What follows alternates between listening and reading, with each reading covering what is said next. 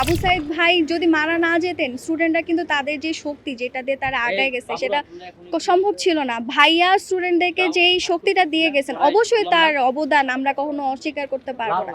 কিন্তু এছাড়াও কিন্তু হাজার হাজার স্টুডেন্ট বিভিন্ন জায়গায় মারা গেছে, যাদের কথা হয়তো আমরা জানিই না।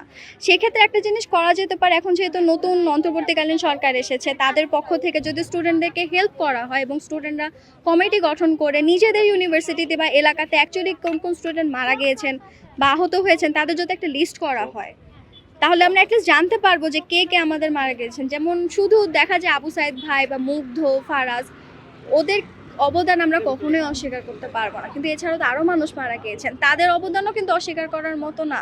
ইভেন যারা এখনো বেঁচে আছে স্টুডেন্ট, যারা আন্দোলন করছে, প্রত্যেকে যদি সাহায্য না করতে, এটা ছিল পসিবল ছিল না।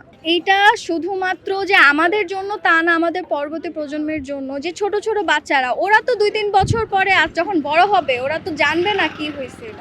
আমরা চাই তারা যাতে এই মেসেজটা পাক যে তাদের ভবিষ্যতের জন্য আমরা স্টুডেন্টরা তাদের একটা ভালো ভবিষ্যতের জন্য যে কাজগুলো করে গেছি, মানুষ যখন এই দিক দিয়ে যাবে, ধর একটা ফরেনার এই দিক দিয়ে গেল, সে দেখবে, সে কিন্তু জিজ্ঞাসা করতে চাবে এটার হিস্ট্রি কি।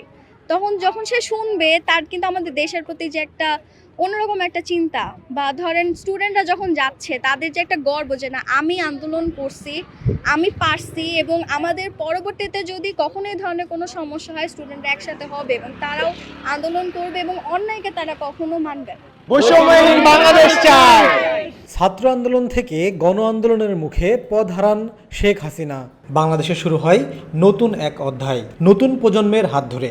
আমরা তো দেখছেন যে বিভিন্ন আন্দোলনের যে স্লোগানগুলো ছিল, আমাদের দাবিগুলো ছিল, সেগুলো লেখা হয়েছে, তাই না? তো যেহেতু আমাদের দাবিগুলো পূরণ হয়ে গেছে, তো এখন আমরা চাচ্ছি যে আমাদের দেয়ালগুলো যেন আবার সেই নতুনত্বে ফিরে আসে। আর নতুন করা মানে হচ্ছে একটু চেঞ্জ, যেটা দেখলে মানুষ বুঝবে যে না, আগের কোনো জিনিস এখন আমাদের মধ্যে নাই, এখন যেটা বিরাজ করতেছে পুরোটাই আমাদের আনন্দ, খুশি, ভালো লাগাগুলো প্রকাশ করতেছি। যেমন আমি যেই দেয়ালটা করলাম, এখানে পিস লেখা আছে, তার মানে এখন আমাদের বাংলাদেশে আমরা বোঝাতে চাইতেছি যে এখন আমরা শান্তিতে আছি। এই স্বৈরাচারী আন্দোলনে তারা ছিল আমাদের শুরুর থেকে।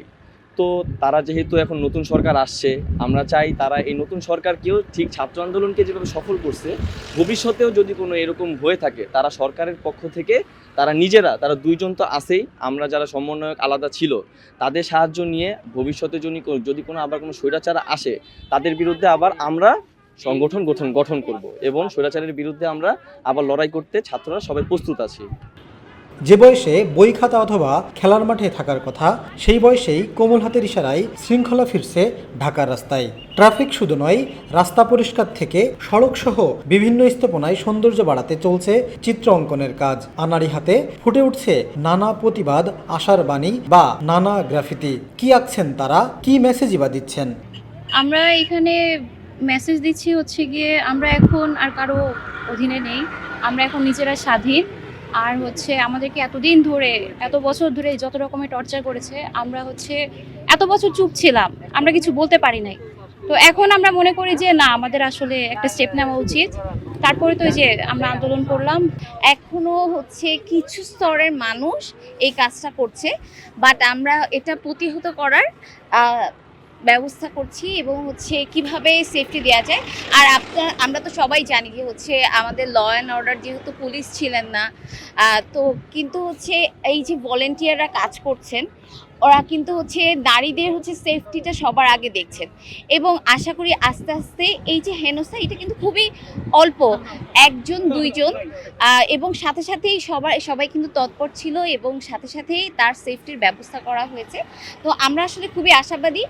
হয়তো 2-1 জন, অনেক মানুষের মধ্যে 2-1 জন দুষ্টু মানুষ তো থাকবেই, তাদেরকে আমরা প্রতিহত করবো ইনশাল্লাহ। বৈষম্যহীন বাংলাদেশ, যেটা আমরা সবাই স্বপ্ন দেখেছি, আমরা সবাইকে মিলে, সবাই কাঁধে কাঁধ মিলিয়ে চলতে চাই। এখানে কোনো ধর্ম বর্ণ বিদ্বেষ থাকবে না, কোনো উঁচু নিচু ভেদ থাকবে না, আমরা এমন বাংলাদেশ চাই। চেইন অফ কমান্ডের কারণে আমরা হচ্ছে আসলে যদিও সেটা হচ্ছে এক্সপেক্টেড ছিল না, কিন্তু আমরা চাই যে তারা হচ্ছে শান্তিপূর্ণভাবে হচ্ছে আসুক এবং হচ্ছে আমাদের নিরাপত্তা নিশ্চিত করুক। পুলিশ তো আমাদের বন্ধু।